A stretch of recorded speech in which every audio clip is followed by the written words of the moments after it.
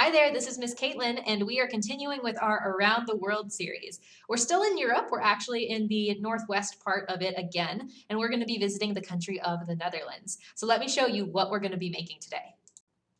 All right, so here's a little sample of what we're going to be making today. As you can see, we have our map here, and we are actually going to be doing something a little bit different with our sample. So as always, there are two different ways you can go about making this project today. The first is to make the giant wall map version. Now, I'm not going to be making that version specifically, but what you could do to make that version of it is for the map, for this part, you would tape two pieces of watercolor together, or watercolor papers together, and then on the other side, you would draw out the map version.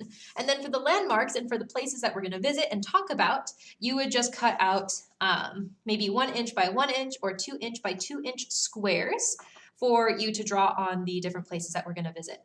So that's one way to go about this. The second way you can go about this project is to do the book version like what I'm going to do. Now, this looks a little bit different from what I've been teaching you how to do, which is actually completely fine. You can really decide which way you want to do it today. But what we are going to do and what you are going to need for the book version is you're going to need just pieces of watercolor paper. So like I recommend getting a pad of watercolor paper, just using different pieces from that.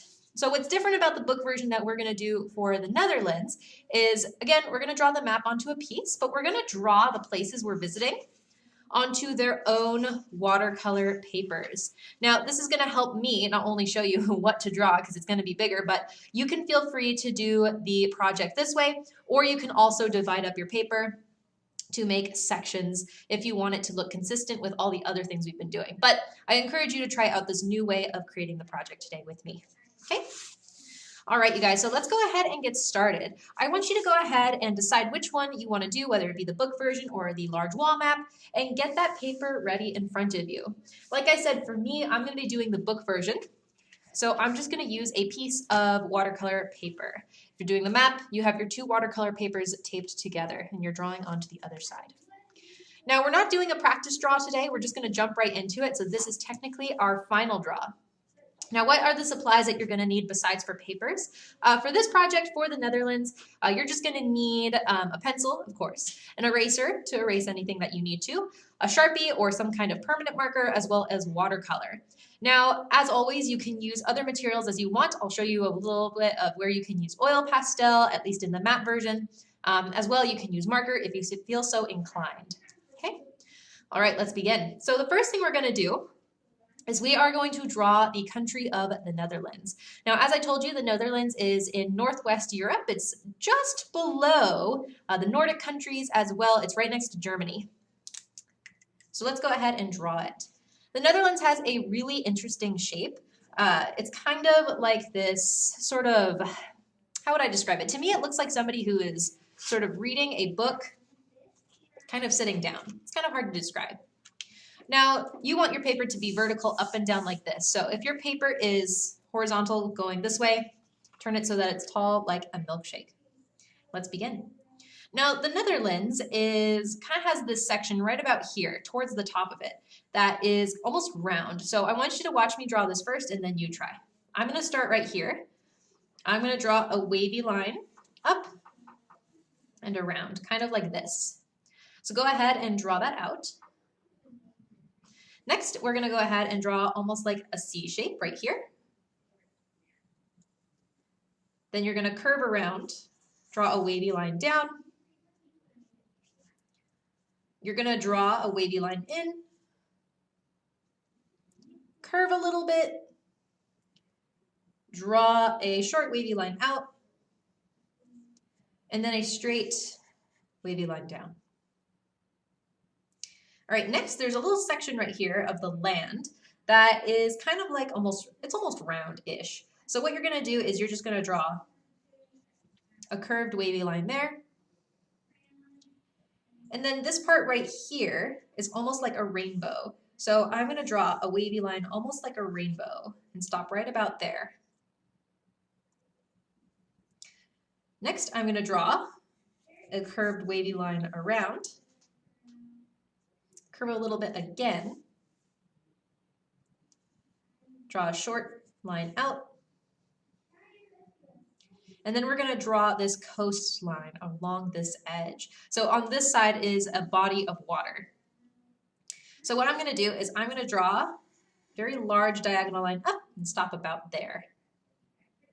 Now there's kind of this bay area right here of the Netherlands. So water is coming in from this sea and it's coming in just about here.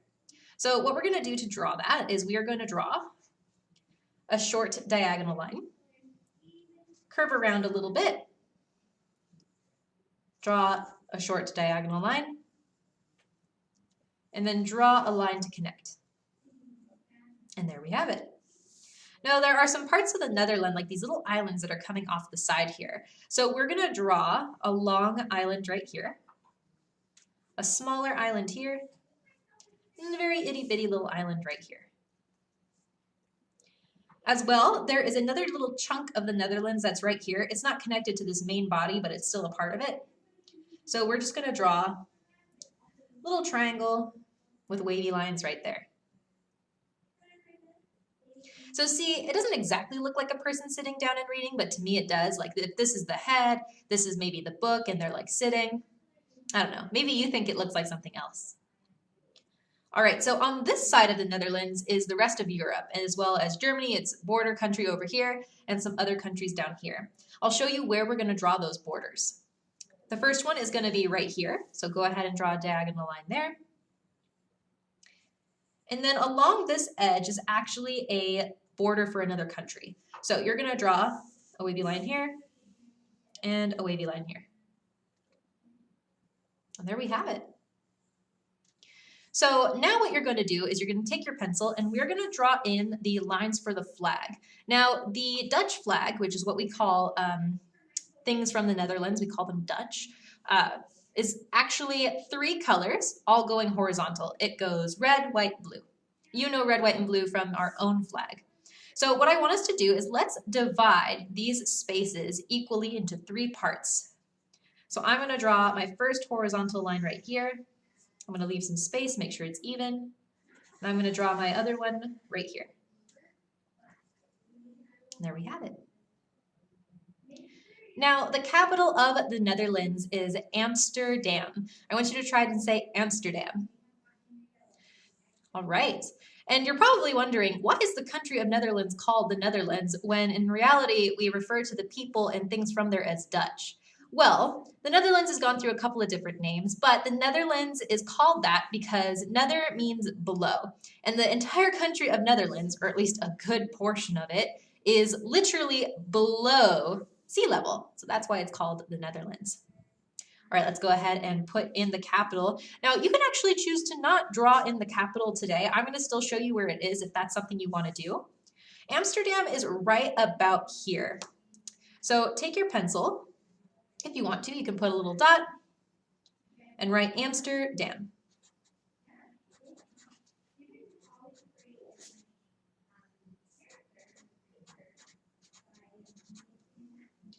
It's A-M-S-T-E-R-D-A-M.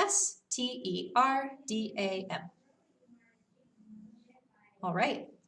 So now what I want you to do is I want you to go ahead and put your pencil down and grab a Sharpie or some kind of permanent marker. And I want you to outline all of your pencil lines. Now that might take you a second to do, so you can pause the video and come back to it once you're ready. We're going to do some coloring. Now don't worry, we still are going to do the landmarks, but right now we're just going to do the coloring for the map, just like always. Now, as I mentioned, this is going to be a mostly watercolor piece today for the country of the Netherlands, but I'm going to still show you how to use a little bit of oil pastel just for fun. Alrighty. So for the Netherlands and for our map today, if you want to add extra stuff, like you probably saw on my picture from before, there's a little narwhal right here. You can feel free to add in extra stuff. There's like a cloud, there are some little mountains. Netherlands is mostly known for its very flat landscape, so just keep that in mind. Maybe you can add flowers onto your map if you'd like. All right, so finish adding anything in, finish sharpieing, and let's begin on a little bit of color. Now, this part is optional, but if you want to, you can use an oil pastel or even a pencil to do this part. I'm going to take my red oil pastel, and I'm just going to outline this top stripe inside of our map with the red. I'm going to be using watercolor later, and this oil pastel is not going to go away. That just means it's not going to blend away with the watercolor because oil and water don't mix. So the oil pastel is going to resist the watercolor that we put down. Now I'm pressing pretty hard with my oil pastel just to make sure that line is nice and dark and solid. Now, fun fact, for a long time, the country of the Netherlands, their flag, this top stripe was actually orange, but it changed to red. Now, some people have different theories for why it changed to red. It is a very old country, so of course it's sometimes difficult to know exactly. But some people think it changed to red because it was just easier to see. If you're flying a ship with an orange flag and you have blue, like those are complementary colors, but there's this white stripe in the way. And red from very far away is very, very bold and very, very bright. So that's one reason people think maybe they changed it to red.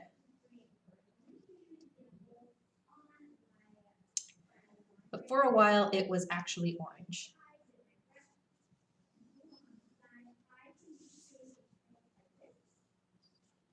All right, so you can see down here, I'm taking a dark blue or like a medium blue color. It's this shade. You could really use whichever kind of like blue you enjoy. You can outline this here. The blue on the Dutch flag is, I think, very similar to the blue on the American flag. So if that helps you kind of select the blue that you want to use, think about it that way. You'll probably notice I didn't do any outlining on the white stripe, this middle part here.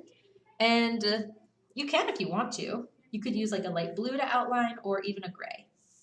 But I'm thinking I might be just fine leaving it as is. But that is up to you. Okay. Now, you probably know in some of our other classes we outline even the edges of the border of the country. You can choose to do that too if you'd like. I'm just going to leave this as is today. And I am going to add in a couple of lines just for the water in the ocean.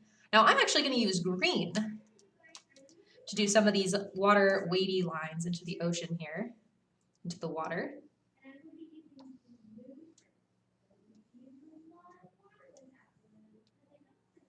And I might even use a little bit of light blue.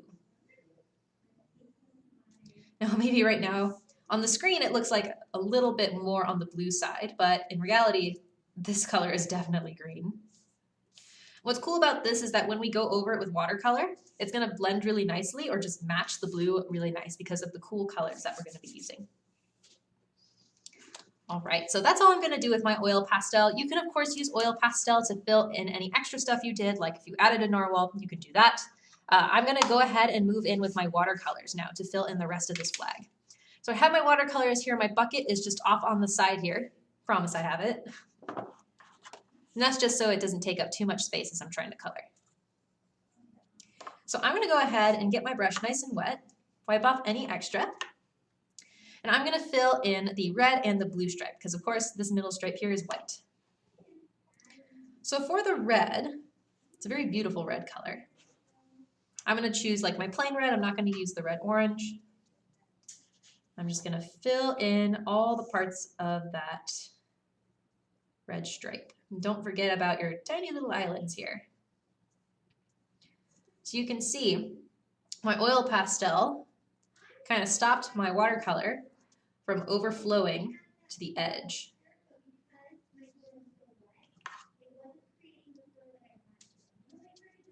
You still want to be careful as you're going around the edges though, because even if you paint over the side, whatever watercolor ends up over here is going to blend away or blend into the color you put there. So still be careful, but thank goodness the oil pastel is there.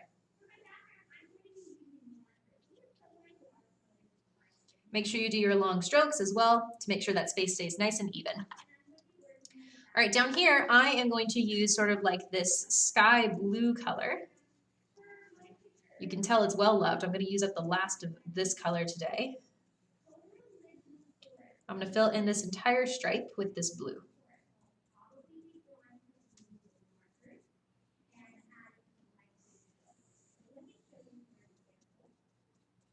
Now you can feel free to really add on watercolored layers just to make sure that your colors are very vibrant.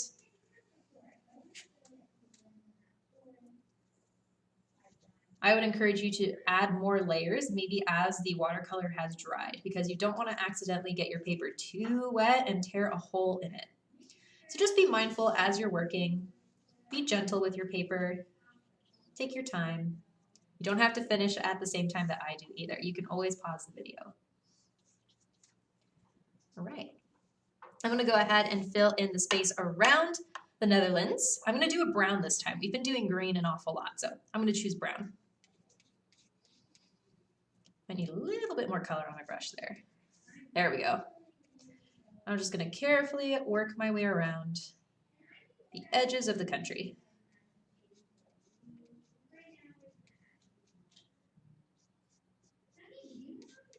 Now, the country of the Netherlands, some things that it's known for. It's best known for its flowers, its flower fields and gardens. It's known for its windmills, having lots of those, as well as a shoe called clogs, and for having lots of bicycles.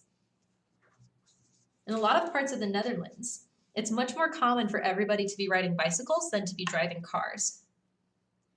If you live in the United States, maybe that sounds a little bit strange to you, that more people would ride bicycles than cars, but it's true.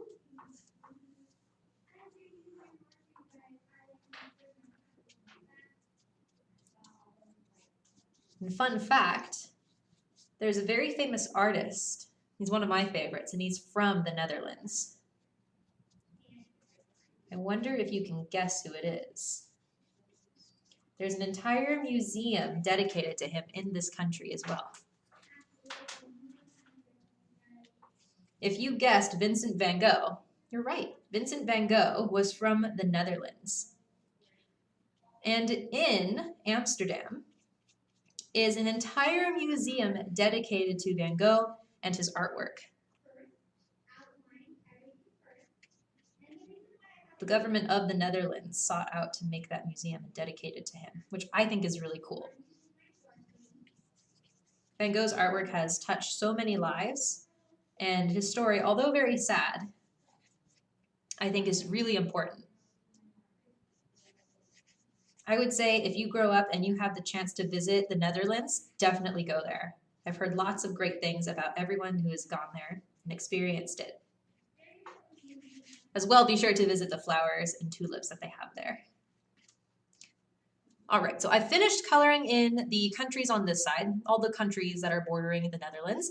I'm gonna go ahead and fill in the ocean. Now, you can choose whatever color you want to fill in the ocean, any like cool or blue or purple. I'm actually gonna go in with a blue-green today because I used green for the waves.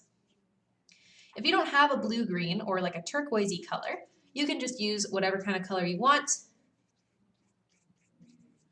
or you can mix up a blue-green. So I'm thinking this blue-green might be a little dark that I have. So I'm actually going to literally go in with blue and green and do maybe like a wet into wet technique. So what I'm doing is I'm taking pure water. I am kind of spreading out this here. And I'm just painting with the pure water. I'm gonna take a little bit of this dark green, just a little, and I'm gonna tap that all around where I want the water to be. Then I'm going to take this other color, this kind of turquoise color, and I'm also going to tap that all around where I want the water to be. And you can kind of see it spreading out and making it look really, really cool. I'm going to continue doing that for all the places where I want there to be water. Just kind of tapping. I'm letting the water do the work for me here, kind of. That's usually what I like to think of wet into wet, is the water is doing the blending for me. I might push it a little bit into little spaces, like if I see white of the paper, I might help it out. But the water is doing all of that mixing and all that blending for me. I don't have to do much. Just gotta tap it in there. All right, there's one side done. Let's go ahead and do the other part here. So now I'm putting down more water. being very careful of my edges. And then I will add the color again on top. Now, I usually like to do wet into wet in sections like this, just so that this part doesn't dry while I'm working here. I encourage you to do the same. So now I'm going to take the green, I'm going to tap it in. Maybe add a little bit more there, make sure that it's all nice and blended. And then I'm going to take that turquoise color again and add that in. And as you can see, as I add that in, there are just some spots that are left over where you can see the white of the paper. I'm just going to help move some of the color into those spots. Again, I'm still kind of tapping. I'm letting the water blend for me, but I am helping it just a little bit. Make sure you get around those little islands, get the top. There we go. All right, there is our map all done. Again, you can add more decorations and more things after the paint has dried, but that'll be it for the map for now.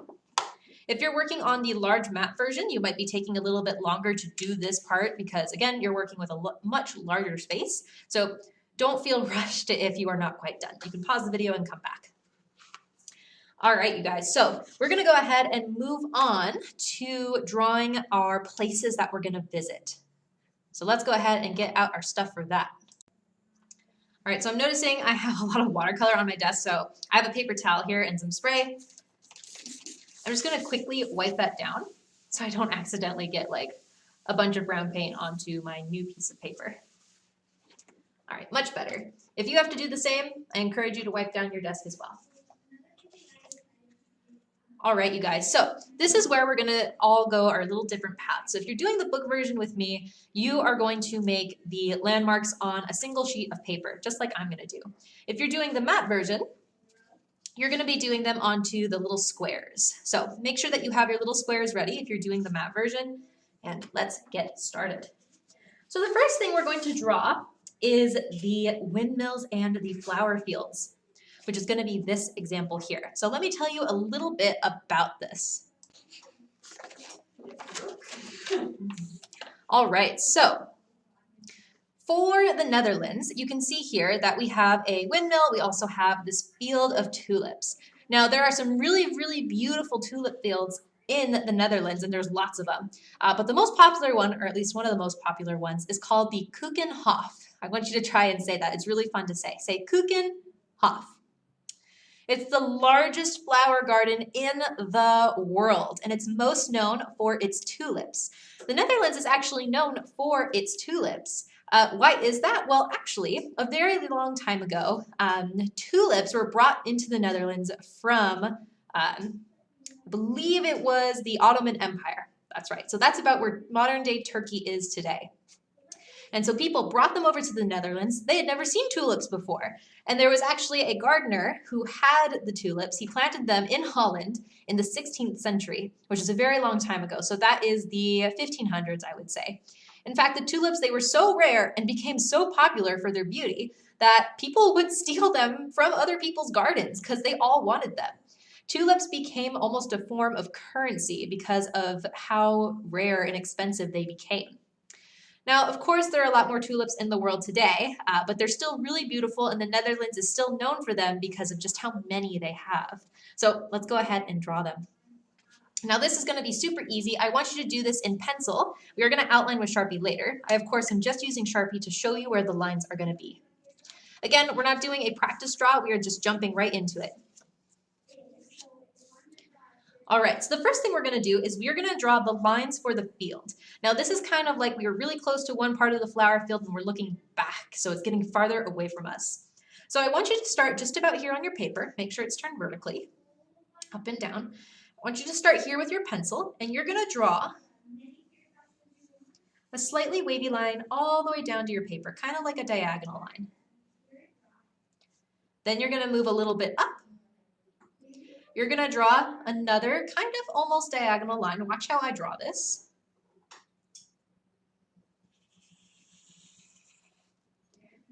It's kind of got a little bit of a slant to it.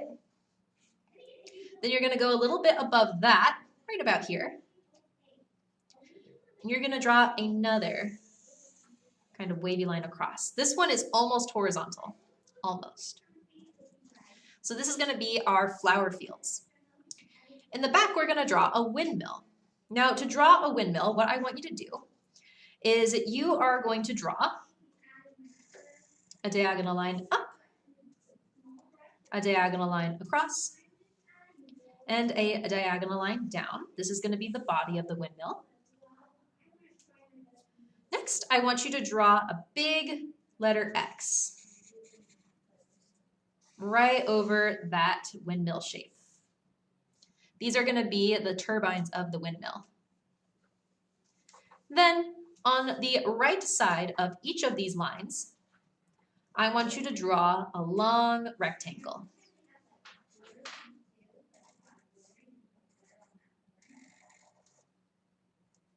So you can see I'm drawing it all the way around, just like this. And you have a windmill. Now, the Netherlands is also known for its windmills for a really interesting reason. So, as I told you before, the Netherlands, for the most part, is under sea level, and they have these dams and structures in place to prevent their country from flooding. One of the ways they do that is through windmills. Now, windmills are also, they can be used for farming and grinding down like grains and that kind of a thing. But one use of the windmills in the Netherlands is actually to pump water out from fields and out from the main part where they want to do their farming into another part of the land. So it's pretty cool. In fact, the most famous windmill, or at least one of them, are the windmills of Kinderdijk. Now, my Dutch is not that great, so I could be saying that wrong, but according to what I've researched, that's what they're called. There's like 19 different windmills. Some of them are still in operation, and they're a part of this really large water management system. So they're put there to prevent floods. Okay, so now we're going to move down here, and we're going to draw some tulips. We're not going to draw too many because we want this to look like a giant flower field, and it's going to have sort of like this atmospheric effect. You'll see what I mean when we color. So down here, we're going to draw maybe 4 tulips in the foreground. To draw a tulip, all you're going to do is draw a U shape and then draw a letter V on the inside. To make a stem, you're going to draw a U underneath and 2 lines down. Tulips have these very long leaves that come up to the sides. So you're going to draw a curved line up and down. Do that from both sides. We are going to draw 4 of these in the front here. You can draw them, some of them big, some of them smaller. It's really up to you, but we do want 4 of them. You can also draw some of them at different heights. You can see this one's kind of tall, that one's a little short. This one's even shorter. So have fun with it and just make 4 tulips.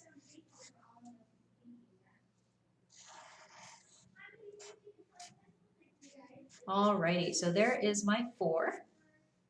I'm also going to draw maybe 2 in the background here. So it looks like, again, they're getting farther away so that it's in perspective. So I'm going to draw a little baby tulip right here and a little baby tulip right here.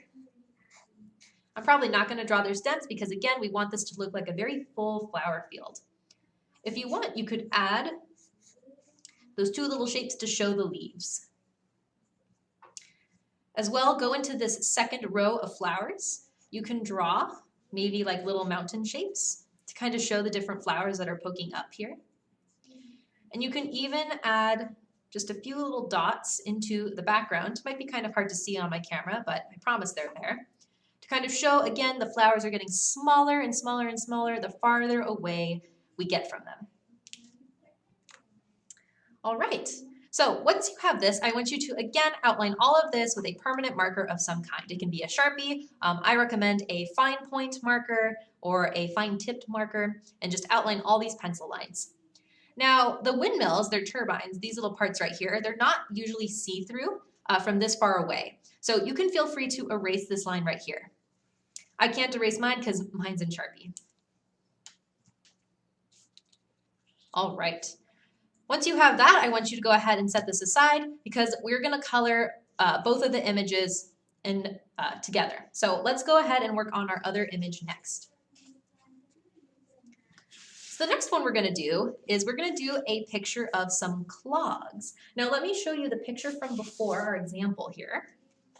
Here we are. This is an example of some Dutch clogs. So Dutch clogs are really interesting, actually.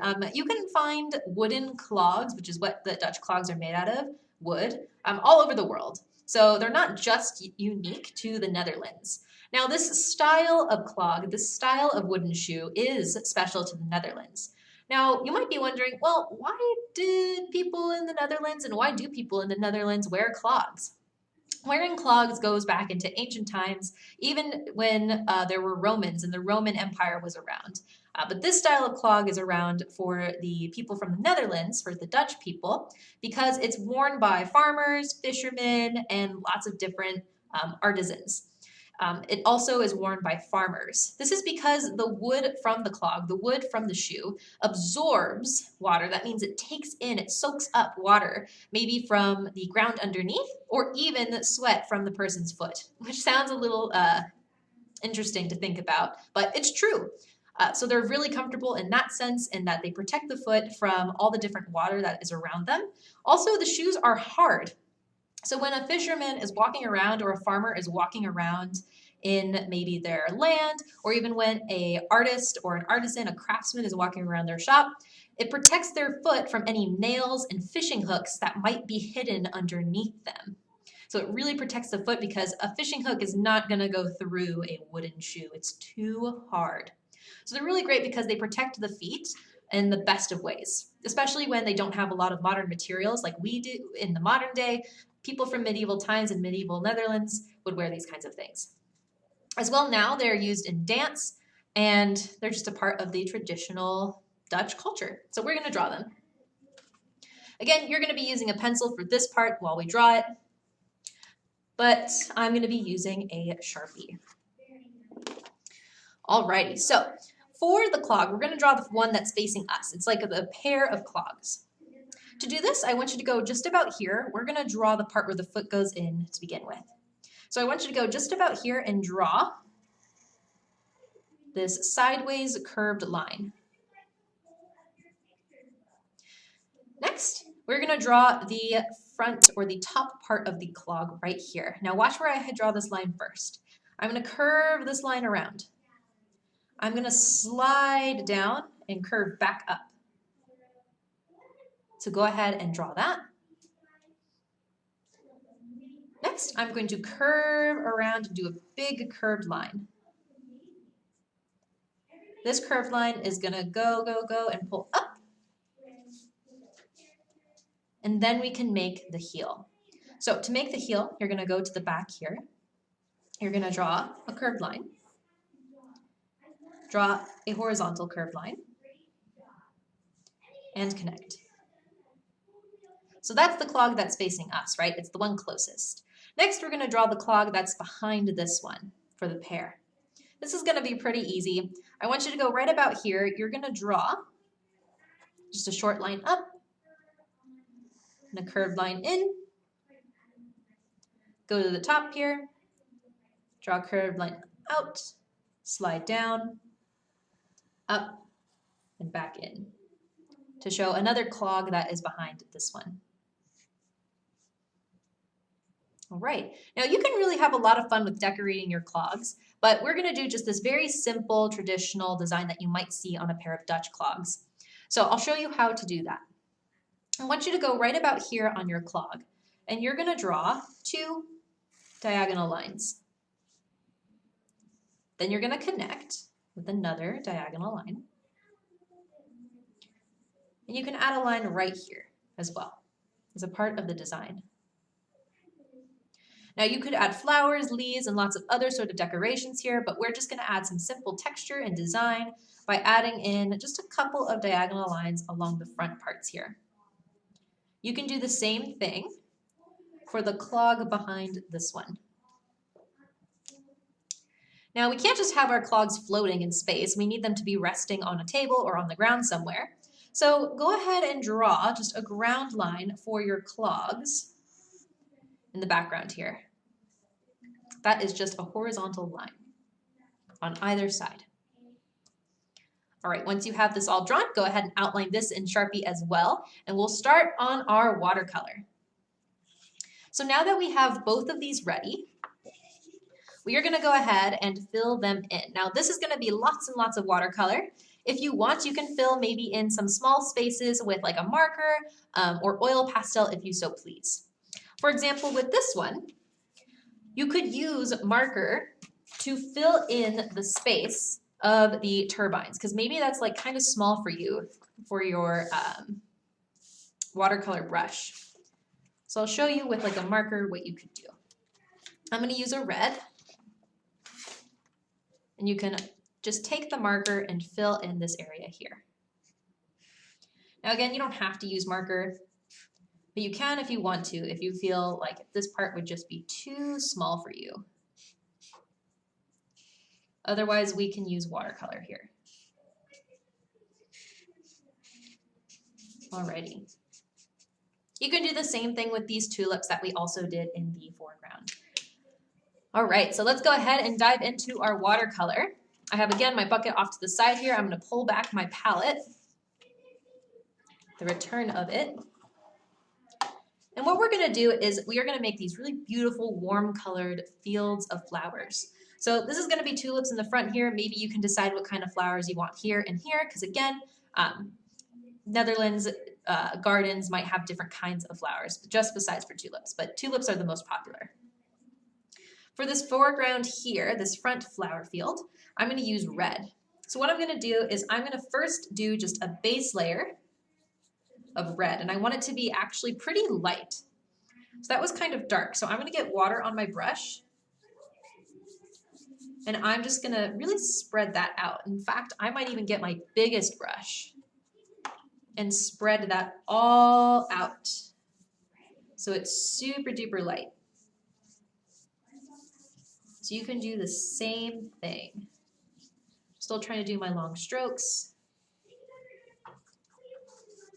There we go. All right. Now as I'm working, I'm actually using a lot more water than I usually would to spread this out. Not just because I want it lighter, but because we can have lots of fun with adding texture. So you could go in with maybe like a different kind of red, like a red-orange. This red is a little bit lighter than this one. It has a little bit more of an orange tint to it. You can take your brush and you can maybe do like a stroke or a stripe of this color and just add lots of different strokes to kind of give it this texture, because we want it to, again, look like a bunch of flowers in a field. You can go back and forth with your reds. You could even go in here with some orange if you really wanted to. See, I'm taking the red, I'm going along the edge here. I'm using a lot of water on my brush. And I'm just doing a couple of strokes, not really to blend it all the way, but just again to make it look a little bit more interesting. I'm going to go back in with my smaller brush and take a little more paint. And I could go over my tulips by doing just a stroke and a stroke.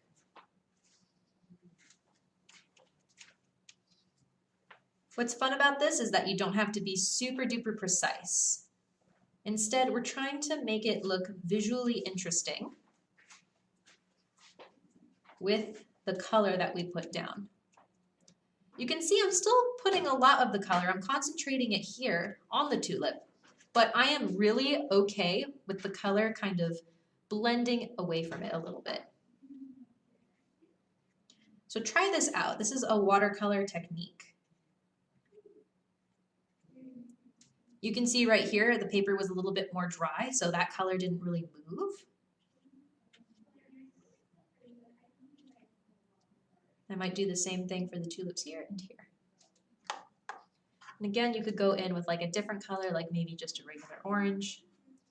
Add a couple of strokes, really short ones, just to make it look a little interesting. All right, I'm gonna let that dry, don't worry. We are gonna fill in the leaves and such and the stems, but right now this is super wet. If I try to fill in the stems while the red paint is drying, it's just gonna turn brown because green and red are complementary, which means when you mix them together, they're gonna make brown. All right, next we're gonna go ahead and work on the second row, which is going to be more of an orange color. So for this, you can find any orange color that you like. I'm gonna probably use sort of this yellow orange I have here.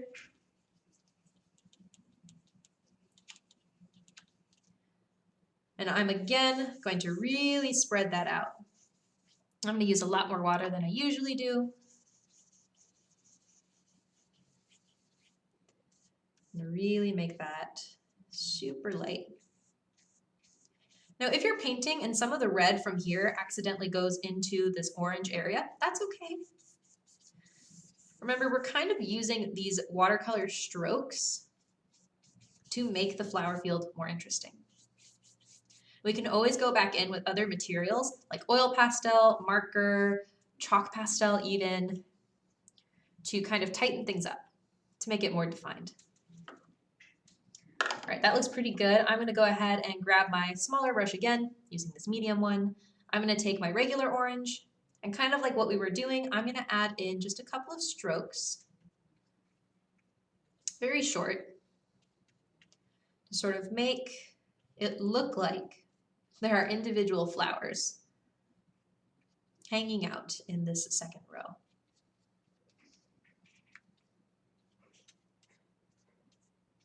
So you can see like that space right there, that just spread out completely. I am fine with that. You could even take a yellow at this point and add that on top.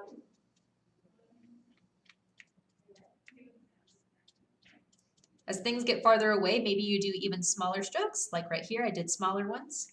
And as you get closer, you do bigger strokes, adding lots of lines for texture. All right, that looks pretty good. Once you're done with that row and you're happy with how it looks, we're gonna move into the last one. Now, this one you can see on my example, it's red and a little bit of pink. So I'll let you kind of decide what colors you wanna do there. I'm gonna do, I think, a very, very, very light pink color. So I have this red violet here, which is, it's still kind of red. It's got a little bit of purple in it. Mine happens to be a really pretty pinky purple color. For you, if you're looking for a color that is not this, maybe just use red with lots of water. But if you have a red violet, I would use that. It's a great color. It's one of my favorites. So again, using lots of water, just really spreading that out. Make sure it's not too wet. We don't want the paper to tear. That looks pretty good. Might add a little bit more to make it darker so that you can see. It's very bright on my camera. There we go. All right. So now this is the flower row that is very, very far away. So I'm definitely going to go in with just a slightly smaller brush, maybe a little bit of red, and I am going to do very small, very, very small strokes, teeny tiny. I'm basically just gently patting the paper with this red, because these flowers, we want them to look very small, very far away. I'm also kind of going along the edge here just to add a little bit of shadow, but not a lot.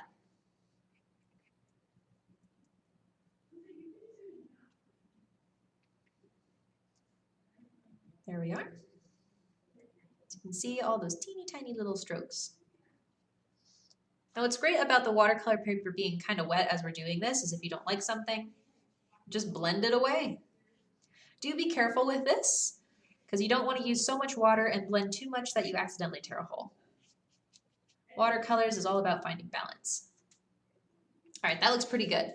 So now I'm going to go ahead and move on to filling in my sky as well as the body of this windmill here. I'm going to use brown to fill in the body of the windmill, and I'm probably going to use a very light sky blue for the sky. You can decide if you want your sky to be blue, if you want it maybe to be pink, like a sunset. But just be aware, we did our flower field with all these warm colors. We want the sky to stand out. And we want the flower field to stand out. So that's why we would choose a different color other than a warm color. So I'm being very careful as I fill in the body of this windmill.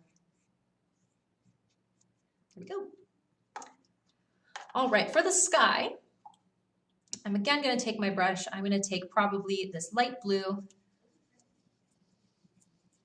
and I am going to be using long strokes to fill it in. Now for the sky, I'm kind of doing the same thing where I'm using quite a bit of water to really spread out this color. I'm being careful around the edges of the windmill just because I don't want that red to get into my blue. But what I am kind of doing is I'm letting the watercolor, the blue area, kind of do its own thing. I'm spreading it out, I'm making it even, but I'm kind of doing some of these small strokes. If you can see me doing this a couple of times. This is going to make the sky look like there could be clouds or a little bit hazy. This is just another technique. Now, I kind of want this to be a little bit darker, the top part, and I want the part closest to the bottom to be lighter. So what I'm going to do now is I am going to switch to doing wet into wet, just like what we did for our map. I'm going to put down water first into these areas. I'm going to pick up my blue, and instead of doing little taps, I'm going to do kind of like this long stroke and let the water spread out. You'll notice it kind of makes almost like its own cloud pattern. Again, I'm kind of helping it into these little tiny corners, but I'm not forcing it, just kind of helping it along.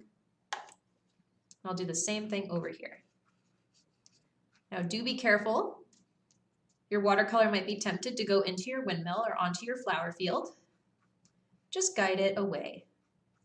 You can also always take a paper towel if you have too much water and just gently tap the extra water off.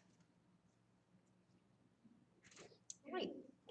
If you feel that your top area of your sky is the same color as your bottom area, you can always take more blue paint. You can do like a stroke on the top here, where those areas meet, where we did the regular watercolor versus the wet into wet. You could even go in with a slightly darker blue to help it along. But again, that's kind of up to you.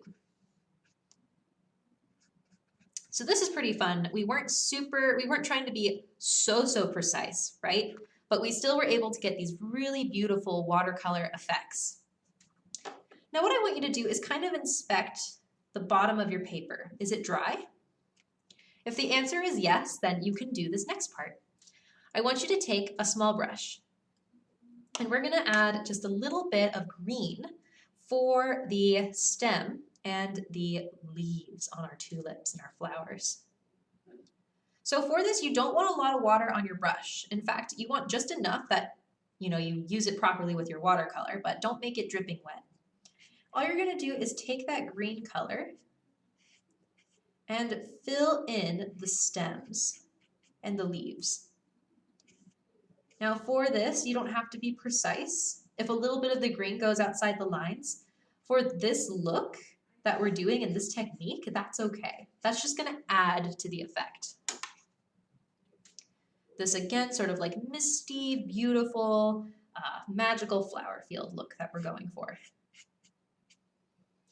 I encourage you to try out different brush strokes and different ways of filling in your flowers here.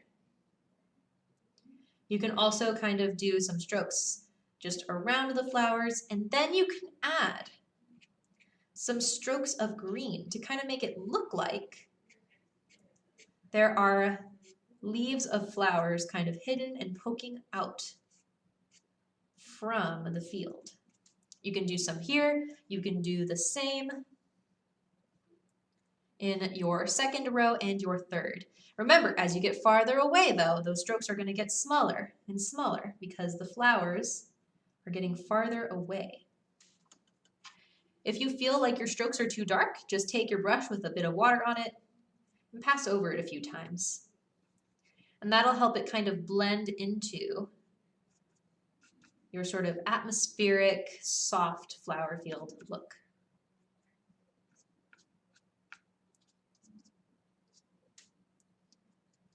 Now I'm looking at my picture and I'm thinking, okay, this is looking good, but I wonder if I could make the edges of the flower field look a little bit more defined, a little bit more shaded.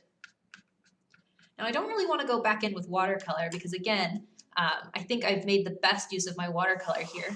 So what I am going to do is go in with a bit of chalk pastel actually. So I'm going to go ahead and grab out some chalk pastels.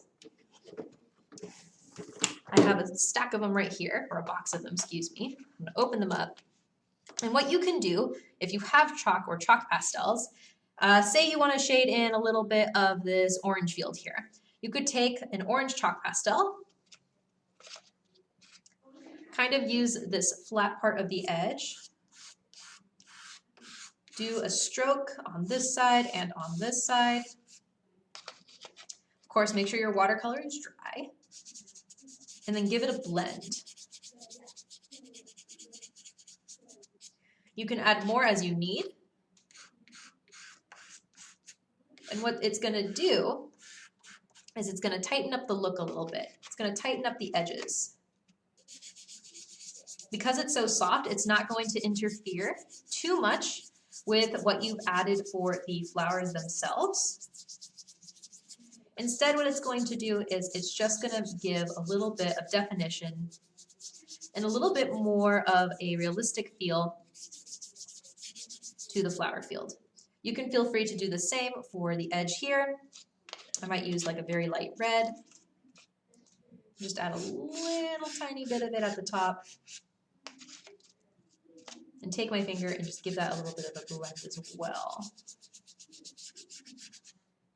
And you can do the same thing for the area down below here.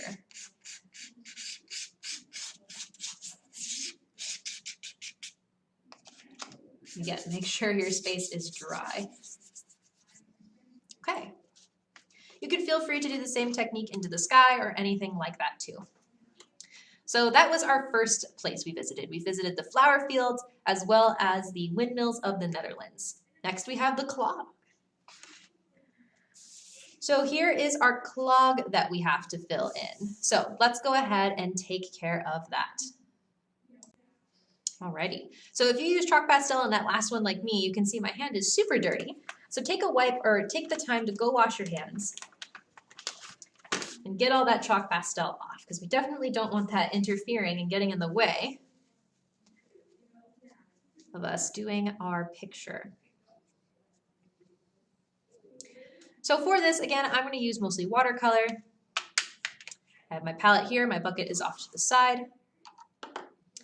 And the first thing I'm going to do is fill in the clog, because the clog itself is this kind of yellow light color. So I'm going to take my brush, I'm going to get lots of yellow on my brush, and I'm going to fill in the main part of the clog with this yellow to make it kind of look like it's wood. It's probably made out of a very light wood, or it could be painted yellow too. That's entirely possible. I'm going to do the same for the clog behind it, because they're made out of the same stuff.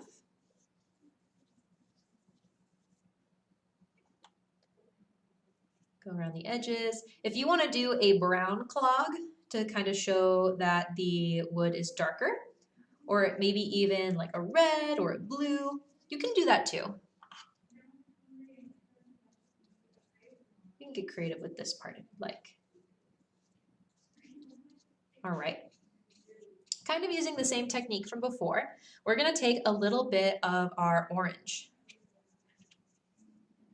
And we're going to add, just tap, tap, tap, some of that at the top to kind of give it a little bit of shading. Now I'm going to use just a clean brush after I add the orange to kind of push it around a little bit. Maybe do some strokes to make it look a little bit more blended.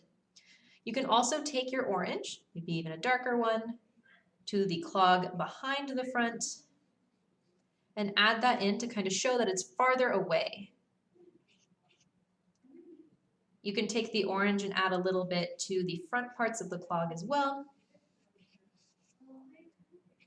even to this section right here, which is the one in the back. Just gives it a little something, little definition. Alrighty, so now I'm going to go ahead and fill in this section here. This is kind of where I would want a design to be. I already know I want this to be red, like a very light red.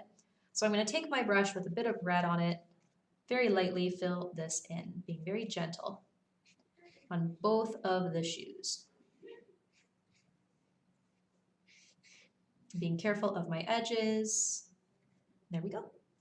Now I'm going to let that dry and I'm going to fill in my background. So I'm going to fill in my table or my ground as well as my wall. Now I'm going to do blue for my table and maybe a red violet for my wall. You can kind of choose which one that you want to do. It doesn't have to be these colors. But do pick something that will stand out. So don't pick yellow for your wall or your table because your clogs are already yellow. You don't want them to get lost in your background. So pick something that'll really stand out. You could even do green. You could do, maybe you could do just the table a red color. You could do purple. Purple might be interesting. But I would go for very, very light colors for this one. So if you choose a purple, do a light purple. If you're gonna do a red, maybe a light red. You can see here I'm using a very light blue. I'm spreading out that color from before. Those strokes that I did with the initial color, don't want it to be too dark. Right. Then I'm going to take my red violet, which is this one. It's kind of like a pinky color, purple, but a little bit more on the warm side. And I'm going to fill in my wall with this color.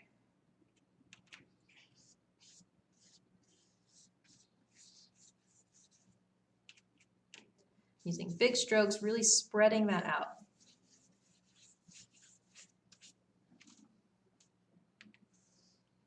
Be careful around your edges.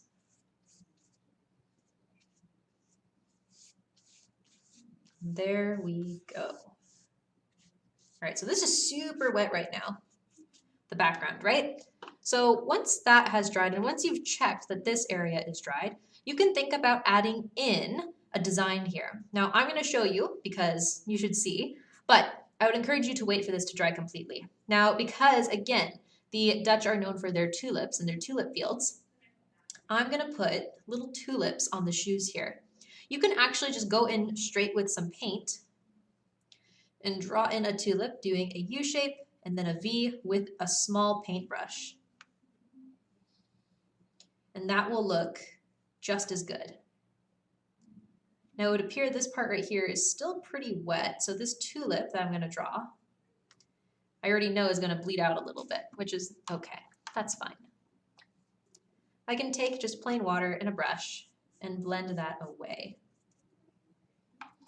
And maybe draw a tulip there later.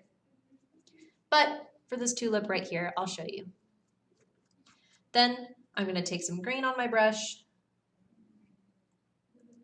I'm going to draw a stem and leaves just by painting them in. Just like that. And guess what? That's it. So of course you can add more detail with other materials like oil pastel later. You could add like lines for the wood. You could add stuff to the table or to the ground. As well, if you want to see what the tulips can look like when they're done, that's what they look like. So congratulations, you made it all the way to the end. You made all of the different places that we visited as well as these really cool clogs that we learned about. So now I'm going to quickly show you where you place things or where you could place things on the map for the map version. So here's our example from before. Here's the map with our normal, right? So if you are doing the map version on these little cards here, you can really place these wherever you want today. If you did want to place the windmill and the tulip fields close to the places that we talked about, The places that we talked about are all along this coastline, so maybe you might want to place this one here. Since you've already placed that one there, you can place the clogs wherever you want. You could put them up here, down here, wherever you think it's gonna look nicest on your picture. So I'm gonna leave that for you there to kind of look at, and that's it, that's the project. All right, so I hope you had a lot of fun visiting the Netherlands with me today. I really enjoyed, I think, the tulip field the most and the windmill from our different places that we visited. I love, love, love flowers. And the clogs are so fun to learn about. I would be interested to see a dance of the Dutch people in them. So I hope you join us next time for our next country that we're going to visit. And please share the projects that you make watching this video, or even if you went to the class with us on the Fibo Village Facebook page. Thank you so much for traveling with me again, and I will see you next time. Bye for now.